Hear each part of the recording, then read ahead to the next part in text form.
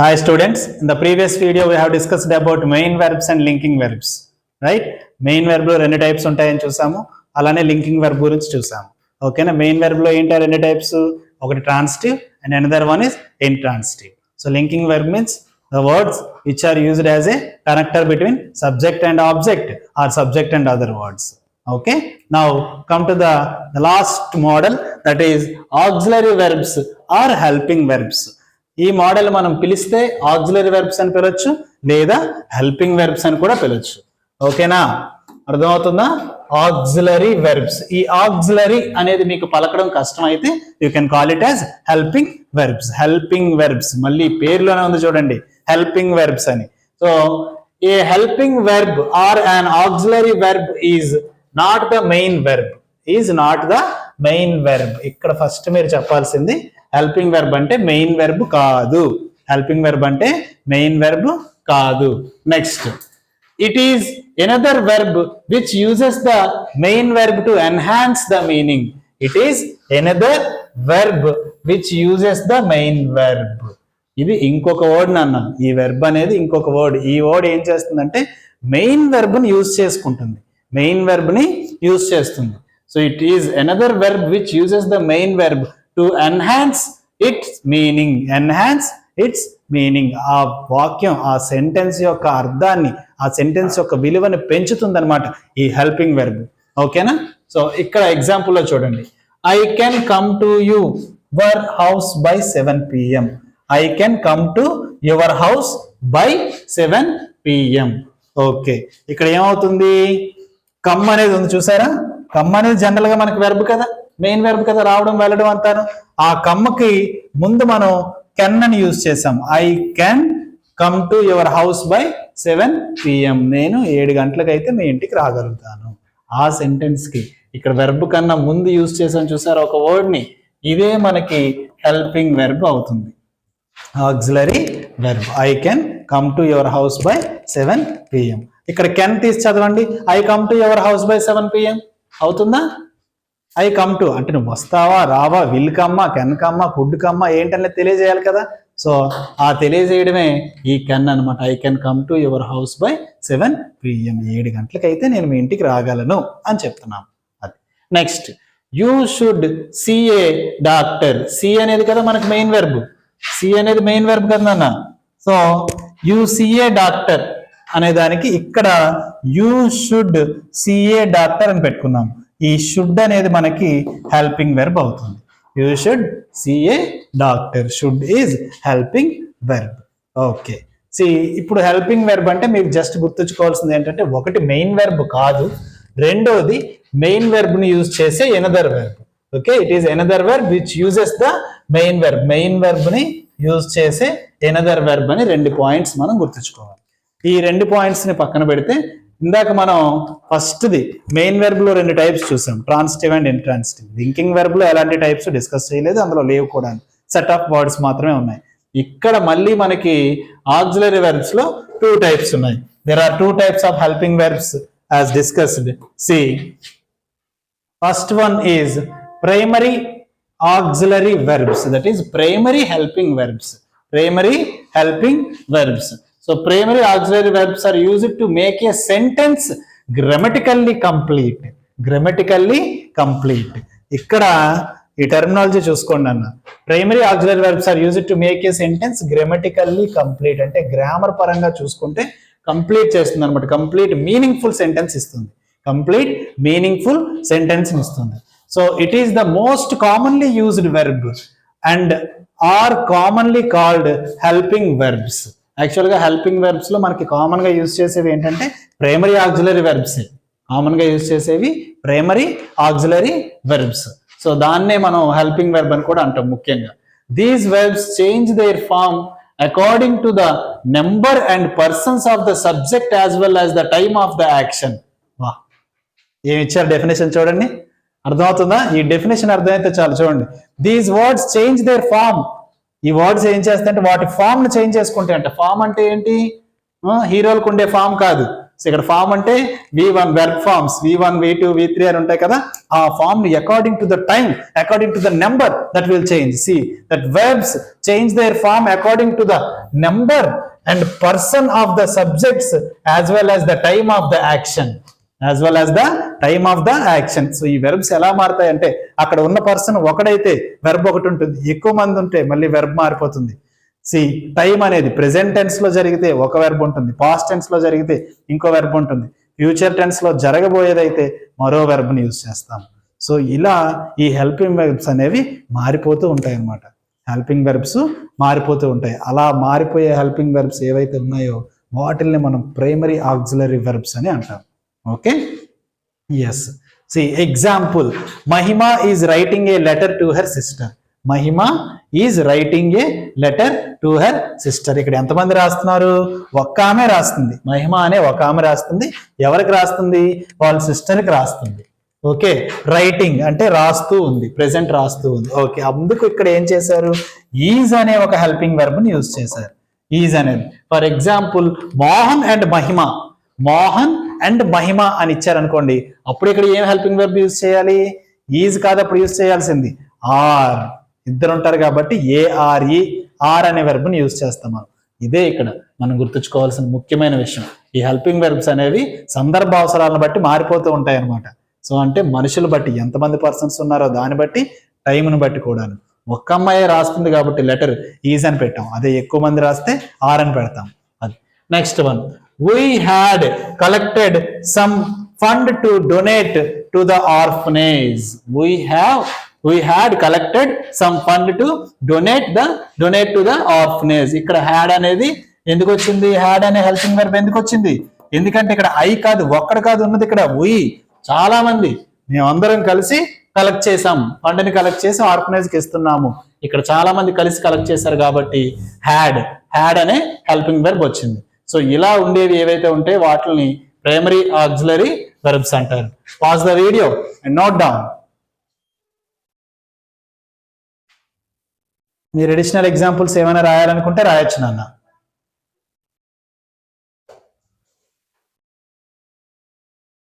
Okay, primary auxiliary verbs చూస్తున్నాం ఇంకా మనం. So primary auxiliary verbs include to be, to have and to do verbs only. So ఇక్కడ మనకి ఏంటి? Primary auxiliary verbs లో ఏం ఇంక్లూడ్ అవుతుంది? To be, to have, to do verbs, ఈ మూడు మాత్రమే. చూడండి అన్న, ఈ వెర్బ్ టు బి అనేది ప్రెసెంట్ టెన్స్ లోని పాస్ట్ టెన్స్ లోని ఎలా వస్తుందంటే is, am, are, is, am, are. అదే పాస్ట్ టెన్స్ లో వాజ్ అండ్ వెర్ గా వస్తుంది. నెక్స్ట్ టు హ్యావ్ కాస్త మనకి ప్రెసెంట్ టెన్స్ లో హ్యాజ్ అండ్ హ్యావ్ గా వస్తుంది. Has and have. Past tense లోకి వచ్చేసరికి హ్యాడ్ అని మారిపోతుంది. Next last one to do. To do అనేది ప్రెసెంట్ టెన్స్ లో డూ ఆర్ డస్. అదే మనకి పాస్ట్ టెన్స్ లో డిడ్ కింద మారుతుంది.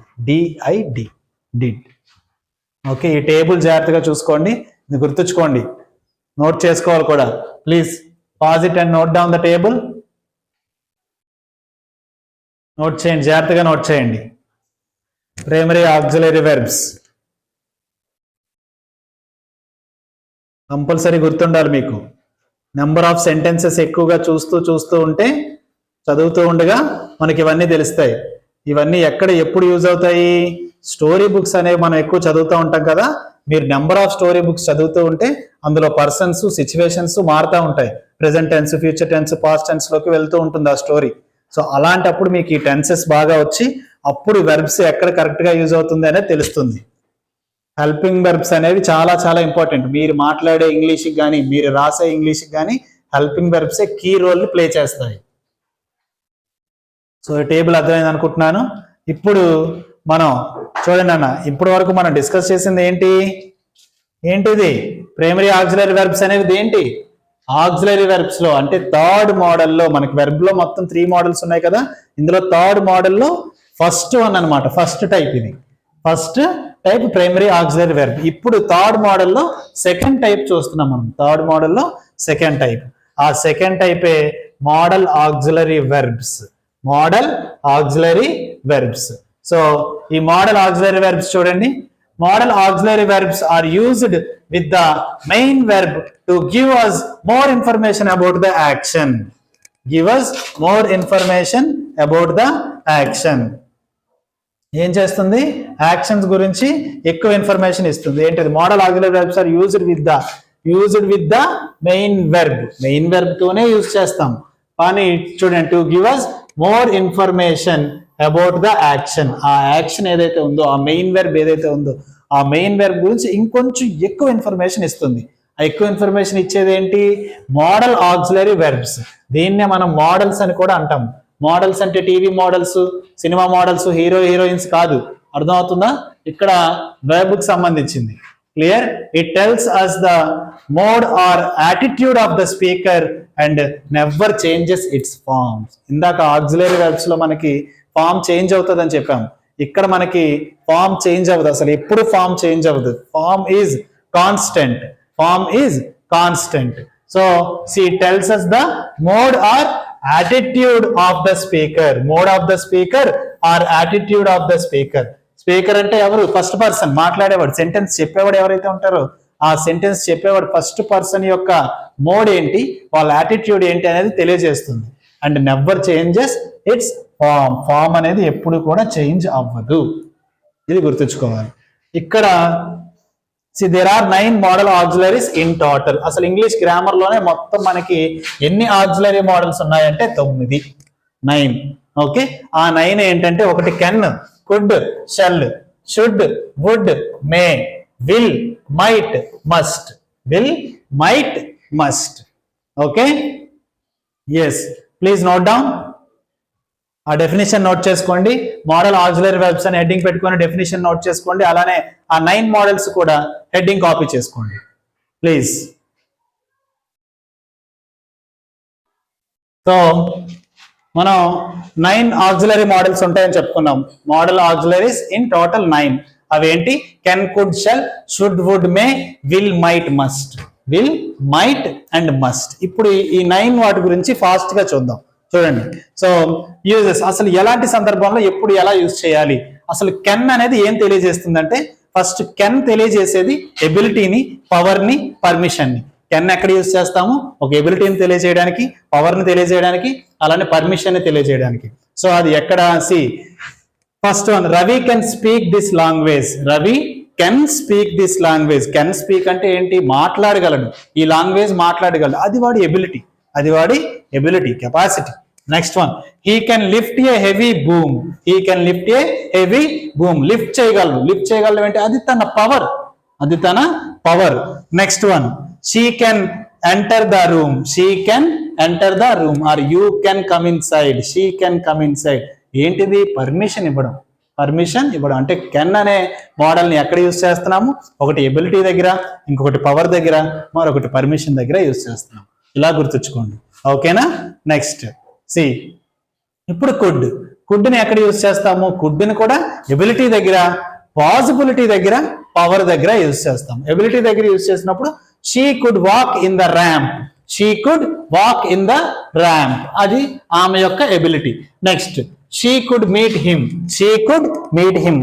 ఆమె అతన్ని కలిసి ఉండొచ్చు, కలవచ్చు. That is possibility. Next one, they could complete their task. వాళ్ళు వాళ్ళ పనిని పూర్తి చేయగలరు, కంపల్సరీగా పూర్తి చేస్తారు. That is their power. So can అనేది ఎబిలిటీ దగ్గర, పాసిబిలిటీ దగ్గర, పవర్ దగ్గర యూజ్ చేస్తాం. సారీ, కుడ్ అనేది. ఓకేనా? మళ్ళీ చెప్తున్నాను, ఒకసారి చూసుకోండి. కెన్ కుడ్ చూసుకున్నాను. First can ability, power and permission. Could ability, possibility and power. Okay, next ఎన్ని ఎగ్జాంపుల్స్ అయినా రాసుకోవచ్చు మనం. Next one, see, may is used in the following ways, that is wish, permission and possibility. Wish, permission and possibility. Wish దగ్గర ఏంటి?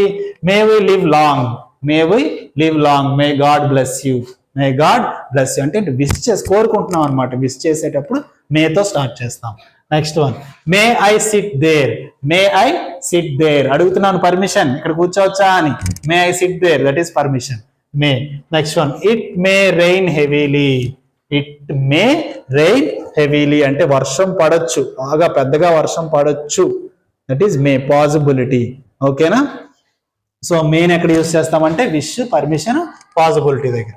Next would is used in the following ways, that is past habits, request and offer.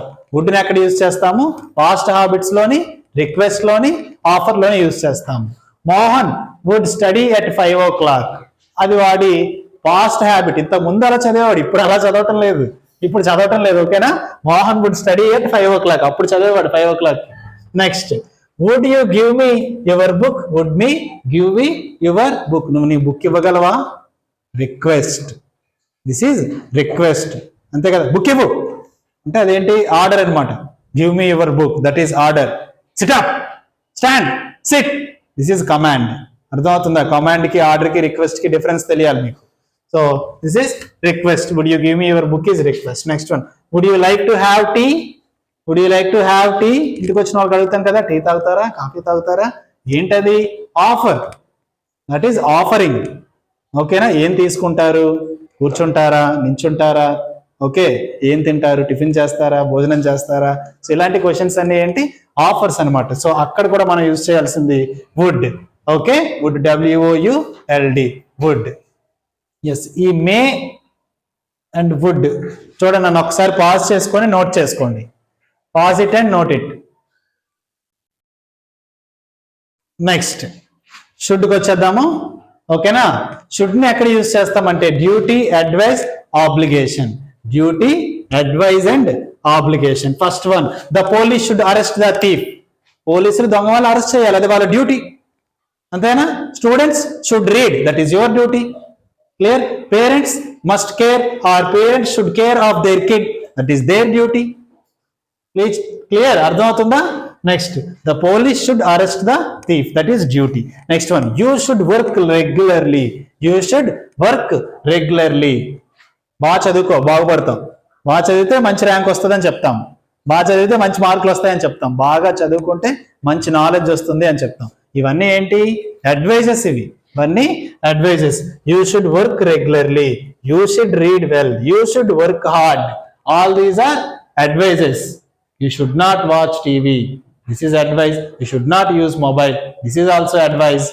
Next one, we should respect our elders. We should respect our elders. Obligation. Maryada, mohamatam. Obligation.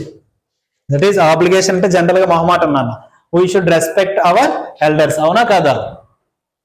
Respect ne ఏం చేయాలి? Elders ని respect చేయాలి. We should respect our elders, that is obligation. గుర్తుంచుకోండి, should is used at duties, advices, obligations. Next one, must. Must is used in the following ways, that is see provision, obligation and necessity. Provision, obligation and necessity. పలకండి నేను చెప్పినప్పుడు.